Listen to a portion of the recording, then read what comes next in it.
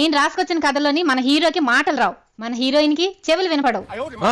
ఇలాంటి different story నాకు కావాలి, చెప్పండి చెప్పండి. సార్, మన హీరో ప్రతిరోజు రాత్రి 12 గంటలకి ఊరు చివరున్న శ్మశానం దగ్గరకు వచ్చి ఓ మంచి పాట పాడేవాడు. అప్పుడే నిద్రలోకి జారుకుంటున్న హీరోయిన్ ఆ పాట విని నాట్యం చేసుకుంటూ హీరో దగ్గరికి వచ్చేది. వాళ్ళు కాసేపు అప్పుల గురించి, కష్ట సుఖాల గురించి మాట్లాడుకుని తర్వాత వాళ్ళ ఇళ్లకి వాళ్ళు వెళ్ళిపోయేవారు.